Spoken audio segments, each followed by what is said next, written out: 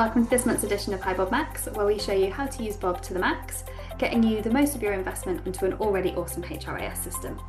My name is Tasha. I'm a HRIS consultant in the HiBob practice team here at Silver Cloud, and I'm going to talk to you today about the difference between flows and tasks and the best way in which these can be utilised in Bob to work separately or together to create real great automation for you. As HR professionals, we're all super busy. So when I was working in internal HR, any way of automating a process or allowing employees to self-serve was welcomed to the high heaven. Having implemented and used Bob as an internal HR professional, as well as running plenty of implementations during my time with Silver Cloud, I've seen some really awesome and creative ways of utilising both these elements of Bob to create automation and therefore just ease of use for both employees and for admins of the system. Not that changing someone's address isn't riveting stuff, but there are so many more amazing things that you can do within your role that excite you. The reasons you got into HR in the first place, which wasn't just to change people's addresses and telephone numbers. So a flow is an automated sequence of steps that allows you to streamline a process. They ensure that every step on your to-do list gets completed and that everyone involved in that process is notified and aligned along the way. Flows can be assigned to whoever you like, with approvers if needed, or just a notification to someone, so you've got complete control over who needs sign off on a flow or notification, or any jobs that need to be done on the back of that. I'm going to share with you my Bob screen now, just to take you through the different types of flows, and then we'll start to talk about tasks too. Amazing. So in the back end of your system, in your system settings, you will have flows here on your left-hand side. There are three types of flows in Bob: new hires and onboarding. Very much split these out into new hire, and new hire being what you know about the employee to start the setup of their employee profile. You're going to create an employee profile for this employee when they join. So your new hire process is the kind of the form you fill out essentially, which then gives you the basis of the employee profile. So what do you know about the employee to start that setup? Onboarding, and the other side of that, is what the employee can fill out to complete their employee profile. In here, you'll select all of the elements of the employee profile you need to really create an amazing, engaging way of onboarding an employee into the system. A really great feature in Bob that I love, being able to see and kind of walk through the employee onboarding process that anybody will see. And just by doing that, into onboarding, the three dots here, just on your top right-hand side, will take you to a preview option. This will open a completely separate space in Bob. This is all duff information, so please don't worry about any data being shared here. This will show us now the onboarding process through this for this employee that we are being here. So I'm going to click Start Your Onboarding. And now the first one is Welcome to Company Name. This is a completely customizable page here. So this is where you're going to be able to add your employee, your company name, your organization's name. And then underneath here, a lovely little blurb about why you're so excited about someone joining your team, or an introduction to people within the business. This white space here has loads of space for either a photo, a GIF, or a video that introduces that employee to your business and kind of really starts their onboarding right for them. Just a little sneak preview. I did when I implemented Bob for my previous company for the employees who were already with the business. We'd kind of G'd them up about getting them into Bob and really kind of inviting them in. In doing that, I imported the GIF from Finding Nemo, the little starfish, and she goes, "Today is the day." That's how I brought in everyone, just to get them really excited about onboarding and the Bob process. So once I've reviewed my welcome, I've read my blurb and I've watched my video, if that's what we're going to add in here, I'm going to click Get Started. Now Get Started will now take you to a place in Bob to be able to add a photo of yourself. This can be turned on or off in the permissions of being able to upload a photo. But if you wanted people to upload a photo, especially if you're a remote team, you want to make sure that people know faces, even though you might not be as connected. That's a really great way of being able to ask people to upload a photo, just to put faces to names. Once you've done that, you'll hit Next. And then this is where the employee profile is then filled out. This will be completed by the employee. So this is about asking and making sure that in that onboarding section, you're including the things that you want to know about the employee that you wouldn't have necessarily known at hiring process. So about them, Twitter, LinkedIn, these are all completely customizable. Hobbies, food preferences, their basic information, their date of birth, any addresses, any home information, anything else that you might have created as an employee field to bring into that profile. Once we've completed that, the next page is then all about asking people to upload documents or review documents that they may need to complete before joining your business.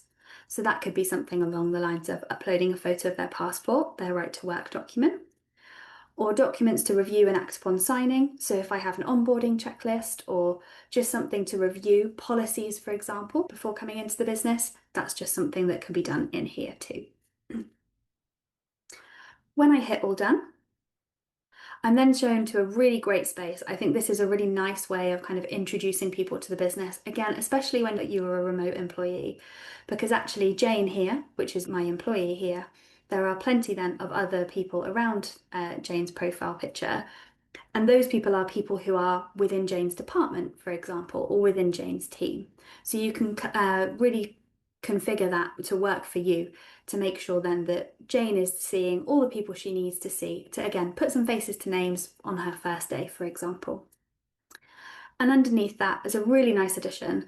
I love that you've got the people you need to know. So being able to then add in additional people like your CEO, their HR representative, a payroll manager, the person who will greet them on their first day when they join the business, potentially. That could be other people that you add in there. So while up here you have people and there aren't kind of information about those people, but just some faces, also then you have your people you need to know then sharing about the other employees that they would need to know, your manager, for example. So that's your new hire and onboarding. The other flows that you've got within Bob are leave and termination. Leave and termination, we've got plenty in here. This is our demo system. But this space can essentially separate out your different types of how people might exit the business or be away for it for extended periods of time through long-term sick, maternity, paternity, study leave, or just general termination resignations. So you can configure each of these separately to be able to change the life cycle status of that employee. So for example, my maternity one here, if I manage this, my first page here is choosing the life cycle status that that's going to put an employee into. So if I'm going to put them onto parental leave, then great, that's the one I want to be using. If it's a study leave or a sabbatical, for example, someone's leaving the business to travel for 9 to 12 months, then I can use leave potentially, rather than that being a parental leave. And termination would be that actually, once the end date of that employee comes around, they are then into a terminated status. So then they will lose access to Bob and everything else then that you configure around that too. I'm not going to touch too much on leave and termination flows because they're a whole other bag, but just wanted to show you those flows there. The one I really want to talk about, and the one I'm more excited about, is people data updates. These are changes within the employee profile that require action, something like an address change. Anything that has a category in the employee profile that can have a change can be placed for a flow process. The next thing I want to talk to you about is people data updates. These are probably my favourite way of flowing through Bob. The reason for this being that this includes any changes within the employee profile that require an action, something like an address change. Anything that has a category in the employee profile that has a change attached to it can be placed through a flow process. I've seen some really awesome ways of people using the people data updates flow processes. And the other things that I've seen are holiday buy and sell, authorization to recruit, or even something as grand as expense management can absolutely be dealt with through people data updates in this way, as well as any of the other employee data changes that you can think of. So there are a couple here as our example, changing of job, changing of manager or hours and patterns, or authorization to recruit, change of bank details, ways of being able to access some real self-service through the employee profile in changing of bank details, changing of address. So what I want to show you first of all is the address change flow. The reason for that being is that I'm then going to link that to tasks shortly. So the address change flow here, this is one that is already, Bob has already for us and has built for us in the system as part of your kind of standard core package. So the address change is here. By clicking into that flow, I'm going to give my flow a name. So this is just address change. This is what an employee will see, and that is the name of the action that they are undertaking as part of this flow. My applies to. So applies to isn't your who can do this. This is who has the eligibility to have this done for them. So you will configure who can do those changes and make those changes, such as change of role, change of salary, etc. While everyone can be eligible for a salary review or a work change, in permission groups is then where you would configure any changes or permissions to actually complete that action. Applies to, in this sense, is who can have an address change, who can have a salary change. So in this instance, 9 times out of 10, it's probably going to be everybody, but you can do this either as all employees, which gives us a default lifecycle status of, or if you select by condition, actually thinking about it, all employees can have a address change, right? So we could have an employee on parental leave who decides to move house also at the same time because they're not busy enough. So in that instance, we want to make sure that we include other life cycle statuses in that. Hired might want to change their address potentially if they're changing addresses while they're in between moving jobs, and maybe even someone on garden leave.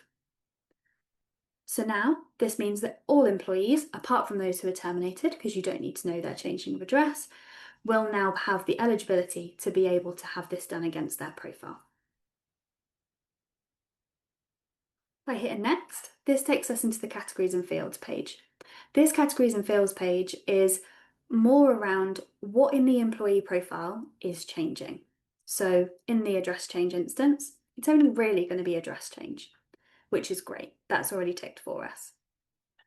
In the instance of a holiday buy and sell, an authorization to recruit, or even an expense management, that as long as that is a category within your Bob profile, with all of the necessary changes or updates within that process, within that category, you can select that to be updated as part of your categories and fields section here. And the next one I just want to talk you through is the additional steps. So during my implementations, I will usually be telling people there are 3 things I want you to think about on the back of a flow. And my advice is always go into the employee's profile, ask yourself on each category within each of your employees' profiles, if something changes within that category, does someone need to approve it? Does someone need to know about it? Or does a job need to be undertaken on the back of it? So those 3 things again are, does somebody need to approve it? Does someone need to know about that change? Or does someone else need to do something on the back of that change? So in the instance of our address change, for example, there might not necessarily need to be an approver for an address change. If I've changed my address, I've changed my address, right? However, someone might then need to know about that address change happening. That could be my HRBP, my manager, probably more so a payroll manager, so that actually then things can change. They can update payroll, for example, to make those necessary changes to your address. So this is your, does somebody need to approve it? Does someone need to know about it? Is access. And your task list is, are there any jobs that need to happen on the back of this, this change, this address change? Well, actually, there probably is, in terms of a payroll manager knowing about this, and having an email potentially. The employee needs to tell their pension provider that their address has changed to keep their information up to date. So there are some things that maybe need to happen on the back of this. So what I'm going to do, and Bob have kindly set up already a task list for address change on a self-service basis. So in here, I'm just going to search for my address change follow-up self-service and hit done. So now that's the very basics of my flow set up ahead of time. The next thing now to configure, and I'm just going to show you in my employee profile.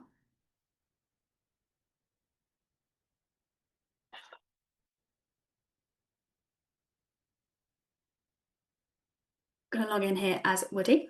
I'm a big Toy Story fan, so apologies for all the Toy Story references. But in my Go to My Profile, and in Actions, and Update Profile, now Woody has the ability to change his address. So I'm going to hit Address Change here. So now this is only configuring this way and working in this way because we've configured our flow in that same way as before.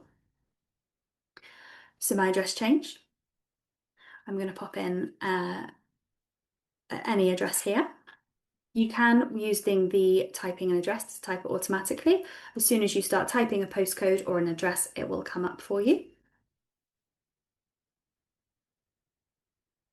Woody would love to live in Buckingham Palace, right?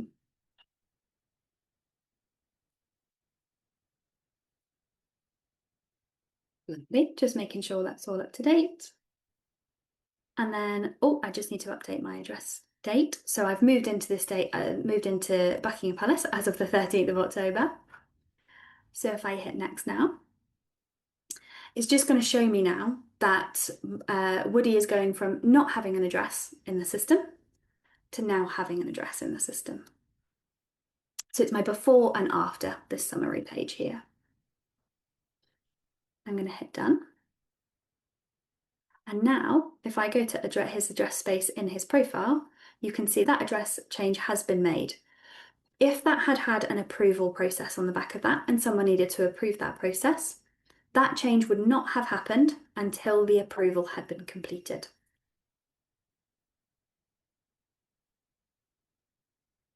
So the next thing I want to show you is tasks.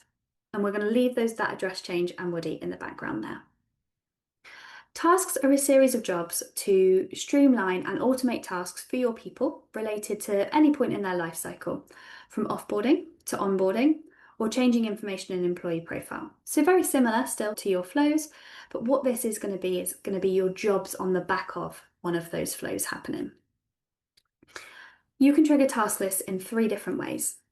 Manually within the employee profile to start the chain of tasks being completed. Manually on the back of a workflow being completed, which is how we've set up our address change, or automatically using a date field in the event of an employee's profile to start the chain of tasks being completed. So if there is an event, for example, that's the employee's start date or the employee's birthday, you could potentially create a task list on the back of the employee's birthday that 5 days before the employee's birthday, we send them an email or we send their manager an email to say, hey, just so you know, your employee's birthday is coming up this week. On the employee's birthday, we can then send them an email to say, happy birthday, I hope you have a great day. If you caught my HiBob MAX video in March, you will have seen that we talked a little bit about birthdays then and how you can kind of send your wishes. And then we also have our post birthday. You could send an email the day after their birthday to say, we hope you had a great day, especially if you're using if you have a birthday day off policy, potentially something like that. Alternatively, you can use start date. Something like start date is really useful to be able to kind of create your onboarding processes. The reason for that being is I can send an email 5 days before my employee start date to say, we're really looking forward to meeting you on the 21st of October. This is where to be on your start date. You'll be greeted by this person and this is what to wear, potentially. The day before, you could send another reminder email. On their start date, you might want to send them an email from their manager, potentially, to be able to say, hey, welcome to the team. We're really excited to have you on the team. I'll catch up with you later on today. And then also, if you've got the talent module within the system, after 30, 60, 90 days after that employee's start date, you could be sending them an email or a survey or a employee lifecycle feedback survey to say, your 30, 60, 90-day feedback, how has your onboarding gone? Things like that. So the task lists are really helpful to be able to kind of set up, like I say, your tasks as you go, just a series of tasks and jobs to be able to really automate that process. Those emails are gone then. So as a HR professional, I don't have to think about those. And that's one thing off my mind, which is already very busy. So to show you how best these flows work, I just want to show you one of the pre-made flows that Bob gives you as part of your initial offering with Core, which is in relation to our change of address that we've just previously set up. So within my tasks and task list settings, I have my address change folder here. So my address change follow-up self-service, this is my task list that we attached to our flow previously. And you can see that the trigger type is manual, because we've attached it to our flow. So it's not an automatic one, but it's manual and automatic on the back of our flow. That's probably the best way to think about it. Clicking into my task list, there's just a couple of things I want to show you before that have already been set up in this task list. So top right hand side here, your three-dot picker. If I click that and edit task list details, this is where you can change the name of that task list, the folder that it's saved in, any description, just to say this is for people who have changed their address, something just to give it a little bit more context. Who is the owner of that task? So I've set myself as the owner. And then timing. The tasks that are in this task list will be sent regularly at the time that you have set, based on when they've been triggered. So if I've changed my address at 8 a.m. and actually my timing is at 12 p.m., definitely don't want to be sending emails and tasks at midnight to people. But if I wanted then to send that at like lunchtime, for example, I've changed my address at 8 a.m. At 12 p.m, as soon as that comes around, when Bob does its regular kind of scrape of any task that needs to be done, Bob will then send out that task to whoever needs it to be completed. The other place I just want to show you is our task list trigger box up here. There's a pencil at the right hand side of it. By doing that, this is where you're going to set your task list trigger. So when does this task list start and trigger? So manual, we're going to keep it this way for now. However, I just wanted to show you the based on event or based on a date field. If I do based on event, this could be when the employee is created, when their onboarding is complete, or on the back of a time off request being approved. If you caught my HiBob MAX video on sickness absence processes earlier on in the year, that's the one that we will have used to set up a return to work process. And then the based on a date field option is then where you can use your first day of the year, birthday, date of birth. Any dates that are in the system, you can utilise these. Anything on the back of a holiday request, for example, any of those dates that are in the system, you can utilise those to create and start your task list off.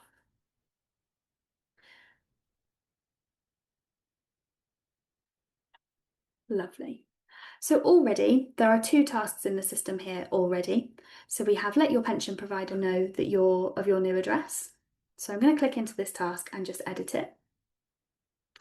But to open or create a new task, you would just click Add Task, and it will give you all of the options of tasks that you can create that you will have as options in the system. General, email, calendar event, and e-sign request are all your core standard offerings. Talent includes employee feedback or one-on-ones and being able to automate those and add those into the task list process. And learning means that you can add in a course. So if you are on day 5 of your onboarding process and now you have a course on bribery or, hospitality and gifts policy, for example, that kind of thing. So into my general task here. So the name of that task is let your pension provider know your new address. The link in Bob is actually where I can link where that change has happened in the employee's profile. So the person who's receiving the task has a quick link to that employee's profile to make those changes.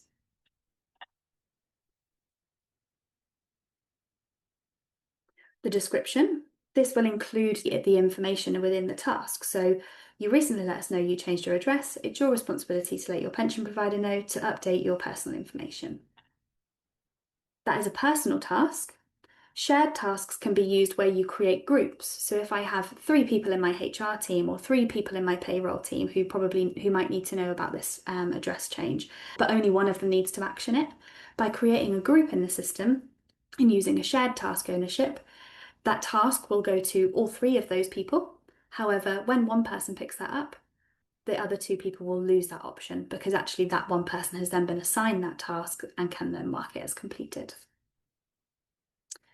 The assignee, who actually has to complete that task, and you can do this by role.